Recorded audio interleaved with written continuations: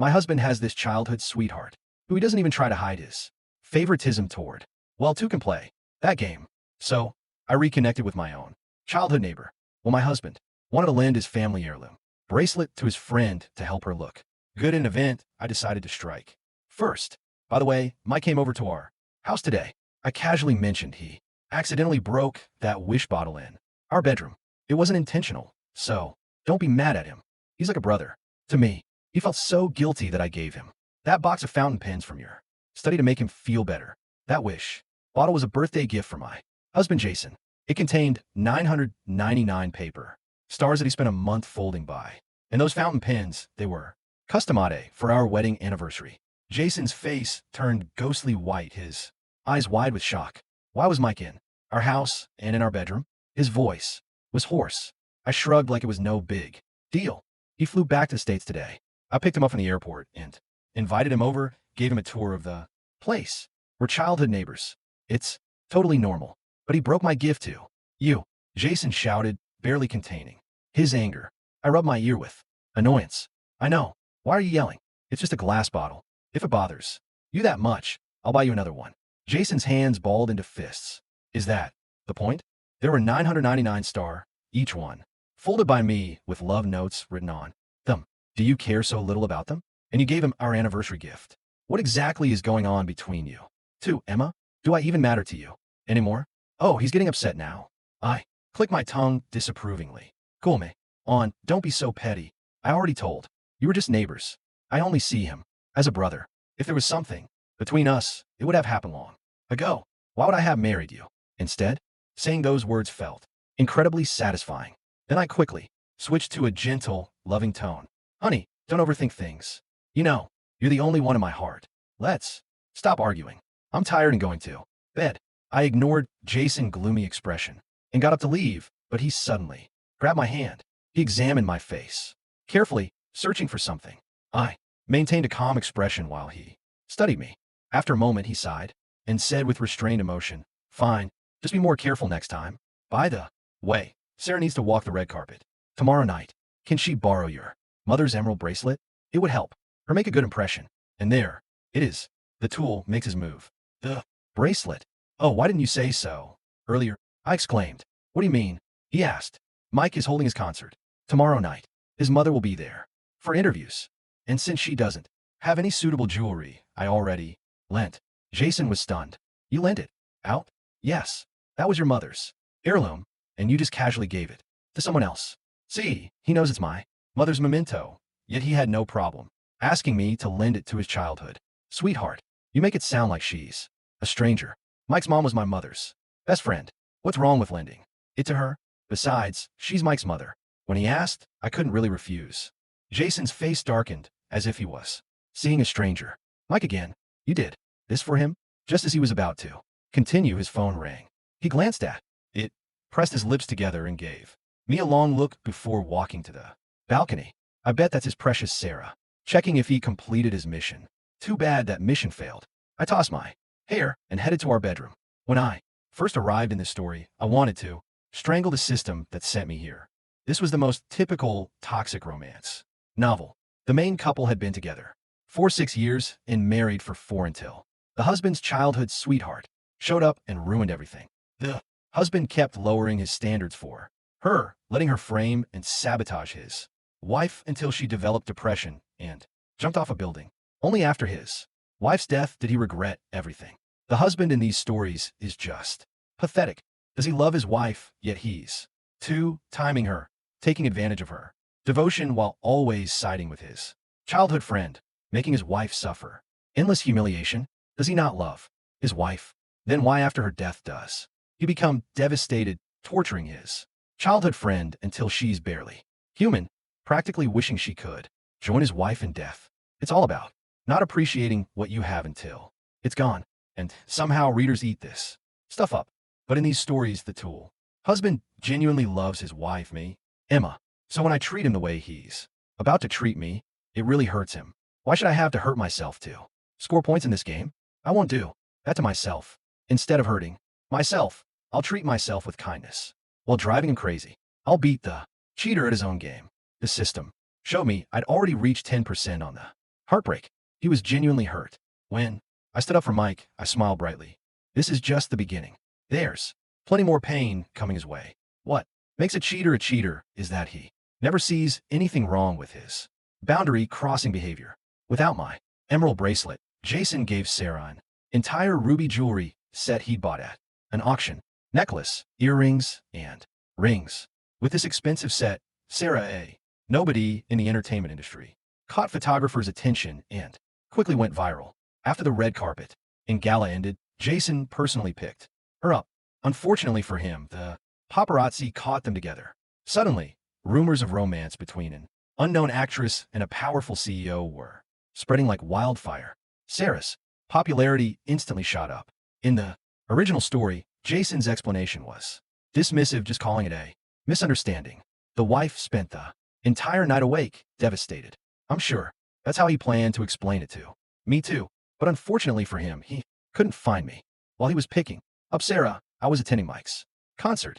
Mike is a pianist who graduated from a prestigious music school abroad and has held numerous successful concerts. In terms of fame, he's far more well-known than Sarah. After Mike's concert, fans accidentally captured photos of us dining at a romantic restaurant. Due to the camera angle, our conversation looked suspiciously like we were kissing. Once those photos hit social media, they caused an absolute uproar. The buzz quickly overshadowed Sarah's fresh gossip. Like Sarah, Mike didn't bother to clarify the rumors online. Things got very interesting. When I finally returned home, slightly tipsy, Jason was sitting on the couch. In front of him was an ashtray filled halfway with cigarette ash still glowing. I frowned and waved away the heavy smoke. It's so late. Why are you still in the living room, bud? Jason threw his phone on the table. The screen showed the photo of Mike and me supposedly kissing. Do you want to explain this? I leaned back against the door frame, the leather of my bag squeaking as it slid down my shoulder. The photo on his screen showed two silhouettes angled toward each other, candlelight cutting our profiles into something far more intimate than it had been. Explain. I rubbed my temple, letting the faint buzz of wine soften the edges of my voice. Isn't this what you tell the press every time you and Sarah end up in the same frame? Misunderstanding. Perspective. Wrong angle. Car door. Not a kiss. His jaw flexed. Don't do that. Emma. Do what? Use your lines. I padded past him and opened a window. Cool air shoved beside the smoke. You were unreachable tonight, and I didn't want to disturb your date. Oh, sorry. Your professional pickup service. He stood. The tendons in his neck stood with him. I was picking her up because she was being followed. I didn't want a swarm of men with cameras surrounding her at midnight. Chivalry looks great on you, I said lightly. Almost as great as rubies. Bold choice. I thought we were keeping heirlooms for family. He stared at me, then at the ashtray, then back at the photo as if it might change. Were you kissing him? You mean Mike? No. I took off my earring and set on the table with a soft tick. But if I had been what? Then? Would you finally acknowledge we have a problem? We don't have a problem. He shot back too fast. We have you. Suddenly making reckless decisions to provoke me. You gave my anniversary gift away. You let that man into our bedroom. You lent out your mother's bracelet. Your mother's Emma without even asking me. And now this. The system chimed, almost cheerfully in the back of my mind. Heartbreak progress 18%. I folded my arms and leaned on the window rail. Let's consider our standards, I said. You take selfies with your childhood sweetheart in your company lobby, whispered her on balconies, personally escort her after galas, buy her jewels, and label it all a misunderstanding. I eat dinner with a neighbor I grew up with at a dinner after his concert, by the way, which was sold out and brilliant, and suddenly I'm committing treason. One of these sounds more like a misunderstanding than the other. A vain beat at his temple. Delete the post. What post? Whatever that is. He jabbed the air toward the phone. Tell your friend to take down the photo. I blinked at him, pleasantly blank. My friend Jason. That's from fan account. Mike and I didn't post anything. He's not performing for paparazzi. He's a pianist, not a PR stunt. He swallowed hard, then clarify it. I smiled. I'm sure Sarah will handle clarifications for the both of us. She seems very experienced. His mouth open-closed. The muscles in his cheeks worked. A long beat passed. Then quietly, are you trying to hurt me? The ceiling light hummed. Out in the street, a horn bleated, impatient. and ordinary. I thought of the paper, stars he'd folded with cramped fingers, each one hiding a tiny note he'd written, and the glass shards glittering on our bedroom rug this afternoon like a malicious constellation. The system's first progress bar had winked to life, then pale and clinical. No, I said. I'm trying not to hurt myself anymore. He flinched, and the system ticked. Heartbreak progress 22%. We slept in separate rooms that night.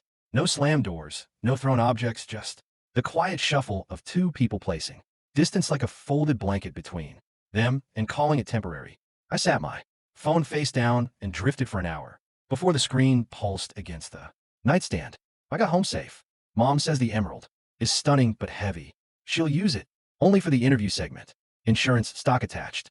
Returning at noon tomorrow. She insists on handing it to you personally. I type, tell her, I'll meet her in the atrium at your hall at 12. And for one petty second, I pictured Jason reading those words over my shoulder. The system painted a thin blue line at the top of my vision. Scheduled interaction likely to increase. Target distress. Estimate +4 to 6%. Morning arrived with a headache and hashtags.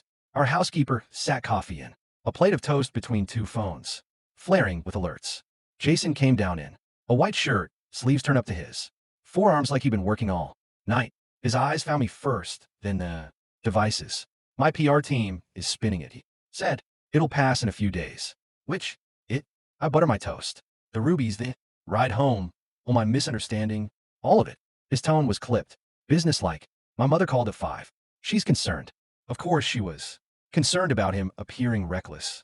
About investors reading weakness. About an unnamed girl climbing on the scaffolding of our name. I sipped coffee.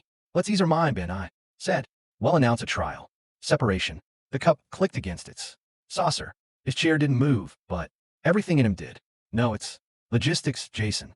I kept my voice gentle. We live in the same house. We attend the same functions when necessary. We maintain polite distance. 30 days. You handle your public relations. I handle mine. At the end, we reassess. He stared at me like I'd suggested amputating a hand to save a paper cut. We are not separating. We already did. I said quietly and watched. The words hit him. Last night you just didn't sign a press release. His breath frayed. The system tallied. Heartbreak. Progress 27%. My phone buzzed again. This time a tabloid alert lighting the screen with a delicate tact of a bulldozer. Unknown. Starlet escorted by Griffin Group CEO. After gala exclusive video inside. The preview frame showed the rear door of his car and a sliver of Sarah's red dress. He reached for my phone. I slid it under my palm. A tiny childish movement I didn't apologize for. I've got a noon appointment, I said, returning my mother's bracelet. You remember her best friend's son? He asked.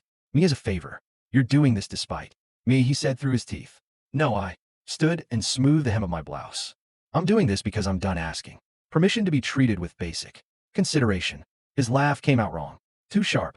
Basic consideration. Is that what dinner with him is now? Consideration? Considering how many dinners you've scheduled with your old friend, I think.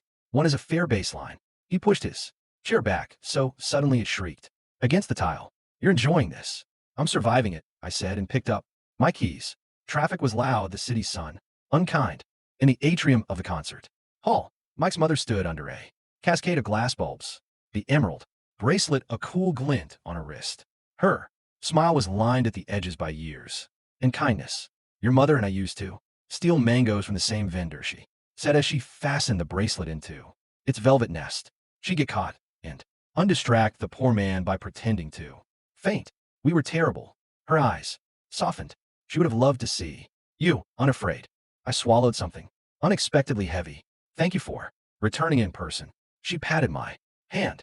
He's a good boy, you know. Not because he plays, but because he listens. When women say no, the system flicked a tiny gold star in my periphery. Emotional fortification acquired. Resistance +3%. We took a short photo together for the hall's newsletter. Just the two of us.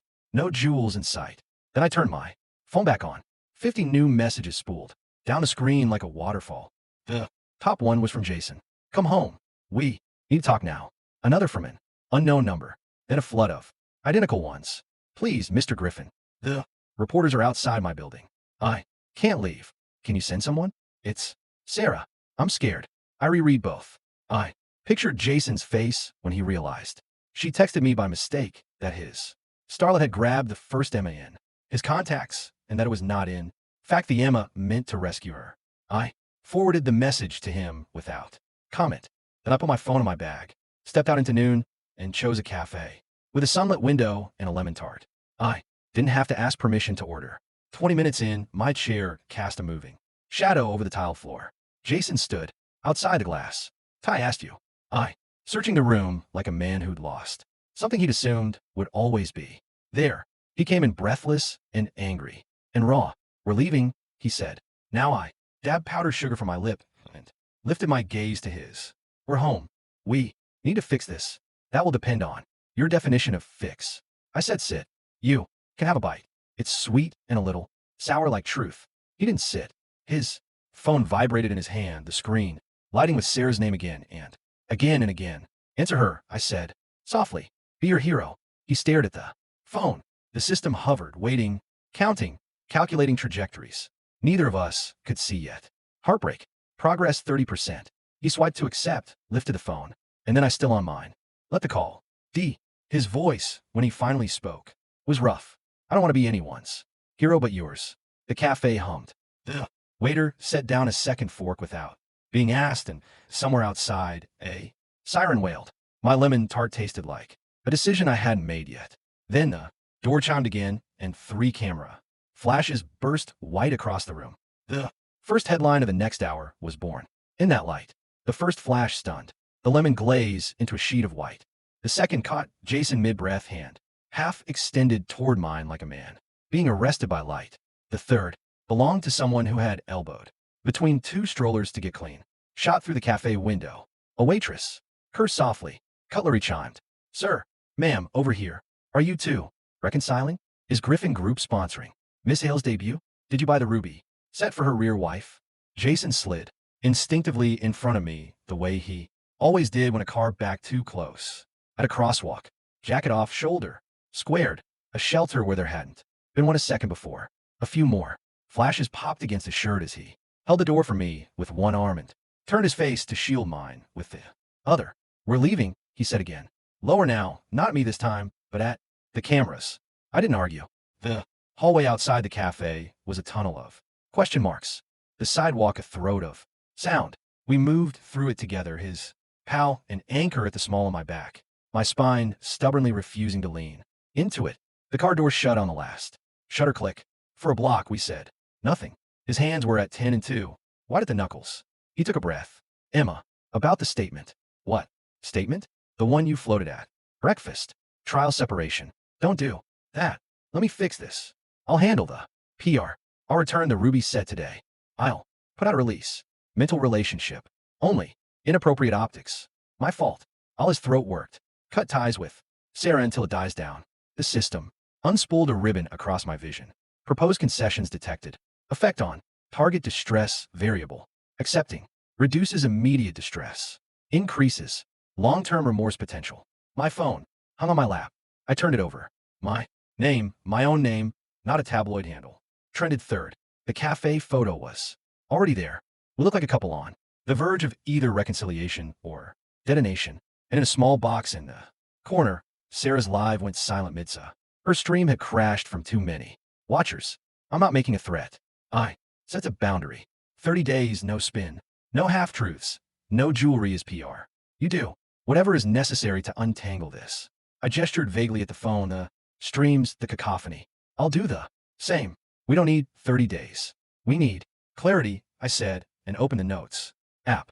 While the city slid past, I typed a press statement with a calm of surgeon, stitching while the room burned. In light of recent speculation regarding our private life, Jason and I have agreed to a 30-day period of separation to reflect on our marriage with respect and privacy. We remain committed to treating one another with dignity. We asked for the same. I read aloud. He flinched at the word separation. The system chimed. Heartbreak progress 36%. Posted from your account. I added. He glanced at me. Jaw said, you want me to announce I'm losing you?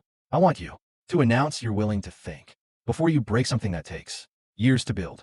He didn't answer, but when we pulled up in front of home, his phone buzzed twice.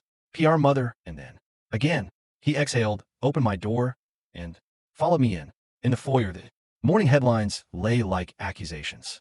He watched as I went upstairs, pulled a carry-on from the closet, and set it open on the bench at the foot of the bed. You're moving out. I'm moving too. The guest house, I said.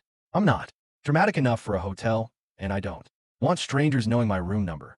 He stood there as if sheer presence could hold me to the carpet. I rolled sweaters with calm precision. When I lifted the jewelry tray, the box was lighter by an entire marriage. My wedding band sat beside it, a polite circle of silence. I slid both into the safe. Jason made a small broken sound. The system tallied. Heartbreak progress. 41%. He swallowed. If I post that statement, will you? Will you answer my calls? I'll answer every call that isn't about her.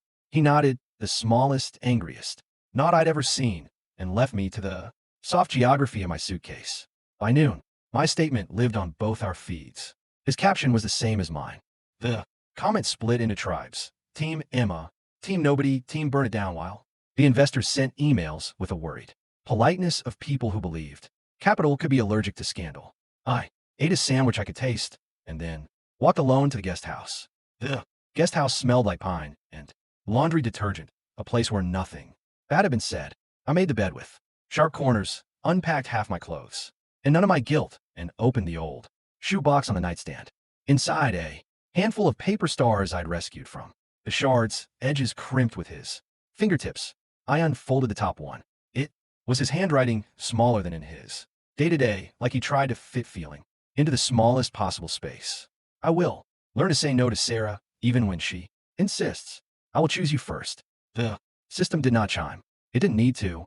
At 3, my phone lit with a call from PR, asking if I would appear at a previously scheduled event that evening, a scholarship fundraiser for the conservatory Mike had graduated from.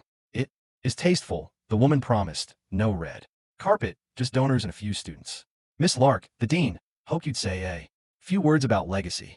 Legacy? My mother's bracelet weighed its velvet box in my bag. I said yes. I wore black and emerald in a smile that did not give away anything important. Mike played Rachmaninoff so tenderly that 80-year-old bankers pretended they had allergies. When the dean asked me to speak, I kept it simple. Legacy is what you loan and what you return, I said. What you give, without asking how it makes you look. My mother's best friend taught me that. So did my mother. I'm trying to learn it. Again, after Mike found me by the catering station, hair damp with sweat, eyes amused and soft. You okay? Define. Okay. He made a face. Do you want me to clarify anything online? I can make a statement. Friend since childhood. Proud of you. That kind of thing. No, I said. Let them wonder. Mystery is good. For piano tickets. He laughed then, turned serious. He hurt you. He is hurting, I said, and recognized the truth of it, even as I steadied myself. On the table. I'm not here to kill him. I'm here to stop dying by inches. The system glowed. Heartbreak progress 45%. Secondary metric unlocked. Self-preservation stabilized. On my way out, the dean tugged my sleeve. There is a rumor the starlet might appear. She whispered. For publicity. I told them, no, this isn't that kind of stage. It landed later, just before midnight, the video that would aerosolize everything. Not from a tabloid, not from a rival. A makeup artist had posted a story and didn't hold the button long enough. 10 seconds of off-camera laughter, and Sarah's voice is clear as glass. Don't worry, the CEO is basically mine. He just thinks he's noble right now. Once his wife signs a separation, he'll follow.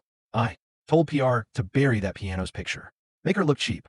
He's already bought me jewelry. You don't buy rubies to be friends. The clip was deleted in under a minute. It took 30 seconds for someone to save it. I watched it twice, then a third time, hearing the part that wasn't words, the absolute confidence. I forwarded it to Jason. The dots appeared, vanished, appeared again. I'm already at her building, he wrote. I heard it from someone else on the way. I'm dealing with it. Dealing with it. Could have meant anything. A closed door. Rebuke. A phone confiscated by a bodyguard. A sudden silence arranged with money. But 30 minutes later, the Griffin Group posted a statement of its own. Effective immediately, Griffin Group severs all personal and professional ties with Miss Sarah Hale. We do not tolerate the manipulation of press or the harassment of private citizens. We apologize to our employees and community for a lapse in judgment. That led to reputational harm. No euphemisms, no misunderstanding. I stared. The system pinged. Heartbreak. Progress 52%. Regret, rad active. My screen lit with Jason again.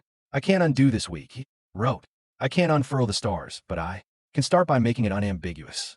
I've been a coward shadowing the edges of loyalty and calling it noble. I'm sorry. A second message followed slower. The wish bottle. I picked the glass. Every piece I could find. I flattened the notes that survived. If you want, we can read them together tomorrow. Or I'll read them alone and then get the help I should have gotten a long time ago. It should have softened me. It did in a way. I refused to look at too closely. But I also remember the open car door and the red dress and my own hand signing. Off on 30 days because of anything less. Felt like asking the wolf to try. Lettuce. I typed and erased and typed. Again. In the end, I wrote, make a public apology to me. Not a brand. Me. No press conference, no ties, just you. Saying you prioritize someone else's comfort over your wife's dignity. And you were wrong. And we can talk about the rest. He didn't reply immediately. When he did, it was only 2 words. I will. Night folded around the guest house, quiet except for a sprinkle of raccoon feet across the fence. I lay awake listening to nothing too. Everything. Somewhere in the main house. A man rehearsed a speech by failing to get the first sentence out and starting over. The system, merciless and true, ticked upward with every attempt. In the morning, the apology arrived stripped of polish. He posted a photo of the shattered glass swept into his cup. Palms, tiny paper stars clinging to his skin like they didn't want to leave. The caption was plain. I heard my wife by refusing to draw boundaries and by excusing behavior I knew was wrong. I forgot that loyalty without respect is just cowardice and nice clothes. I am sorry, Emma. Not to the market, not to the media, to you. Heartbreak progress. 61%. My phone vibrated so hard it nearly walked off the table. PR begged me to respond. His mother called. Mike sent a single piano emoji and then a heart. The dean texted a mango.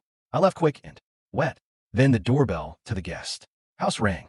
I opened it to find Jason on the step without a tie, without sleep, and without Sarah. In his hands was a square box I'd never seen. Inside, nestled on dark cloth, lay a new glass bottle, thicker this time, weighted not yet filled. Beside it, a small pile of reconstructed paper. I recognized the stars he'd managed to save, refold, with clumsy, careful fingers. I'm not asking you to forgive me today, he said. I'm asking you to watch who I become when I choose you first. The system's interface blurred, then refocused, showing me a new forecast I hadn't seen before. A path that didn't require me to break to prove love. Heartbreak progress held at 61% and flickered between 2 futures like a coin on its edge. And then the universe, mercifully committed to drama, knocked its elbow against the table. A new banner slid over every feed. Exclusive photos allegedly from last night. Sarah, not tucked away in shame, but laughing. In a hotel bar with a director.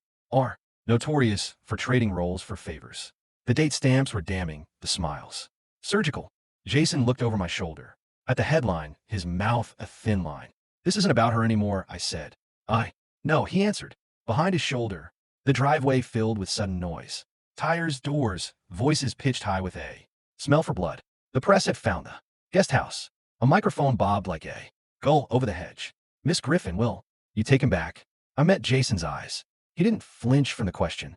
I hadn't decided yet, and he could see it. I stepped outside anyway. Reporters called my name like it belonged to them. Jason stood a step behind me, close enough to catch me if I fell, far enough to prove he'd finally learned not to steer. Will you take him back? I let the question land. The hedge rustled. A microphone trembled at the edge of the path. I saw my reflection in its silver head, tired, clear-eyed, alive. We're honoring our 30-day separation, I said, evenly.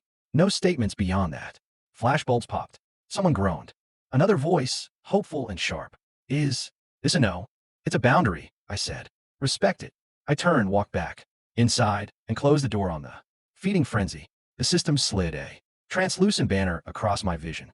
Heartbreak progress 68%. Optional objective available. Maximum distress. Reward. Expedited exit. No, I told it silently. Not that way. Jason waited in the foyer with his hands in his pockets like a boy who had been told to stay put. He swallowed. Thank you, he said softly, for not making a spectacle of me. I'm not protecting you, I said. I'm protecting me. He nodded. That too. We sat at the kitchen table with 2 glasses of water between us like negotiators in a very small war.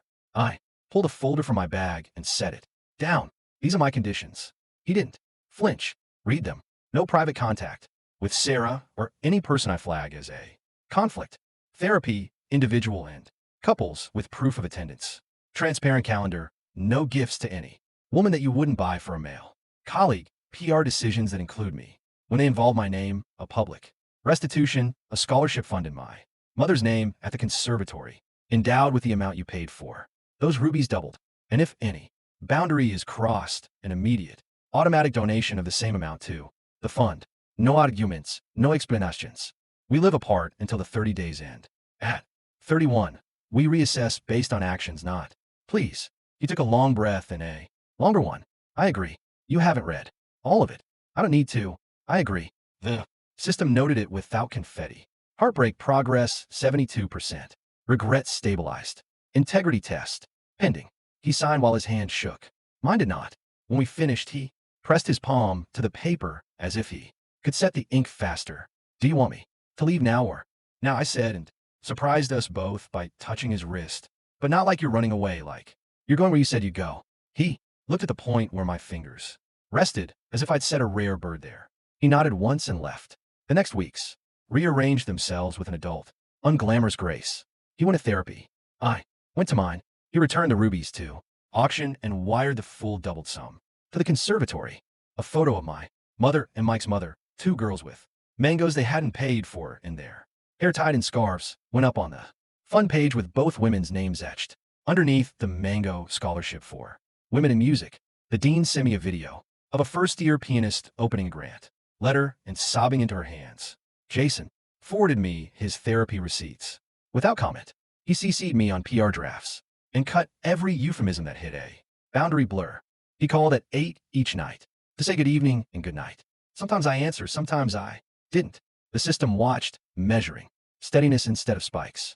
At day 12, a courier delivered a small parcel to the guest house, a clear plastic envelope with star fragments we hadn't been able to salvage the week before.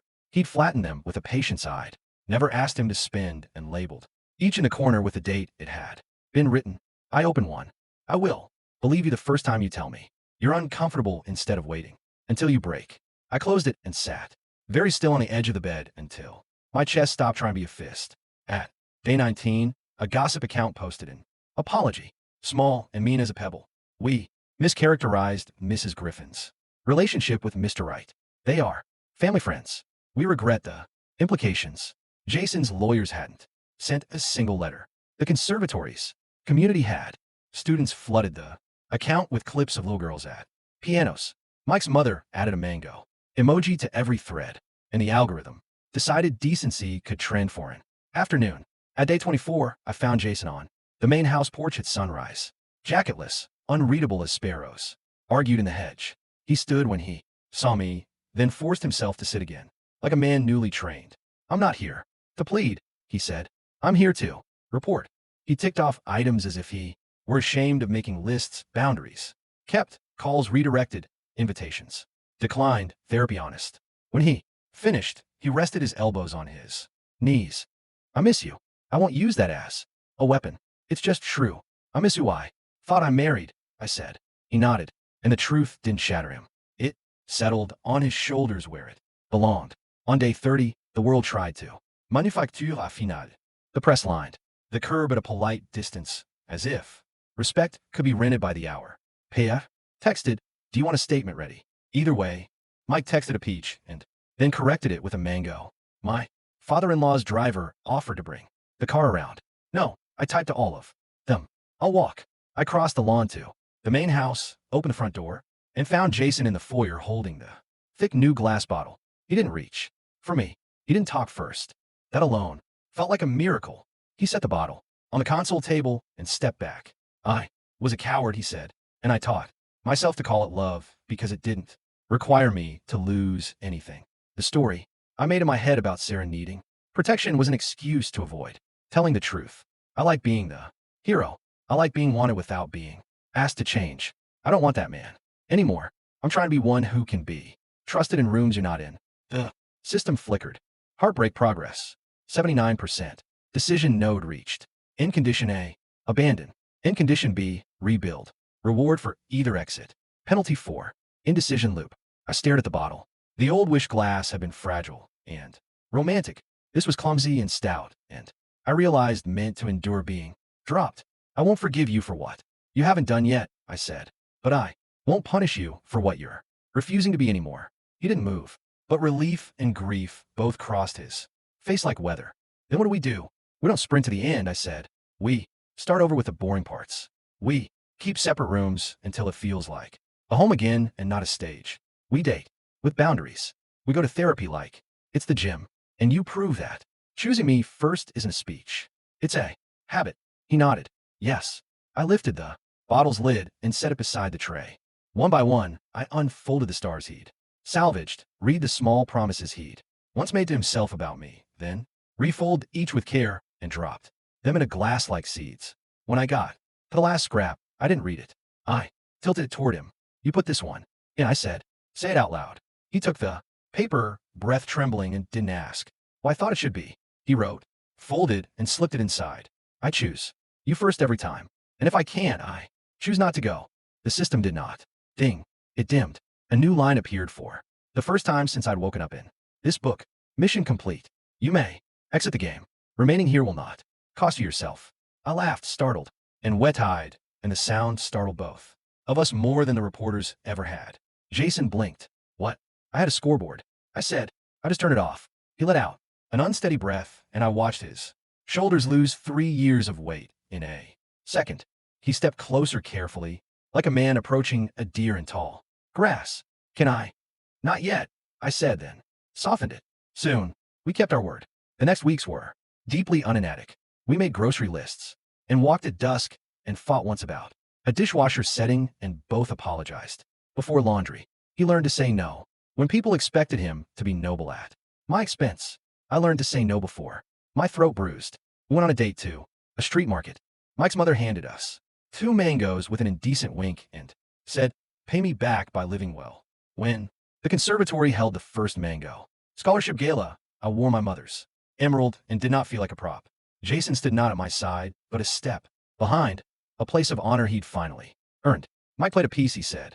Sounded like a heart relearning its rhythm. In the program's last page, the dean had written, legacy is what you return better than you found it.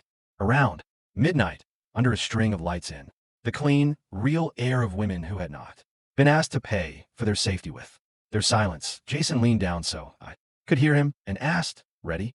I pretended to think while the system, long quiet, slept like a cat in sun. Then I looked him in the eye, measured what he built where he'd once demolished, and said, yes. We walked home together at a human pace. In the entryway, the new Wish bottle gleamed on the console. I reached into my bag, pulled out a small stack of green paper. I cut myself and began to fold. What are those? He asked, smiling like a man, arriving and not invading. My wishes, I said, and dropped the first one in. Not for us. For me, he waited. I will not shrink to fit a version of love that can't hold me, I said, and the paper made a soft, decisive sound against glass. We slept in the same bed that night, our breathing learning the old duet without the old lie. In the morning, before the house had decided what mood to wear, I made coffee and opened the door to the guest house and let the light and the jasmine in.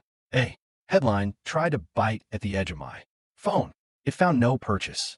The story I'd been tossed into had wanted me. Tragic, then grateful, then forgiving, like a benediction bestowed on a man's regret. Instead, I chose something slower and harder. Not to be a lesson, but a life. The system went very still. Then for the last time it spoke. Exit. Confirmed. You wrote your own ending. I set the cup down, took Jason's hand when he offered it without urgency, and stepped into a day that belonged to no one's narrative but mine.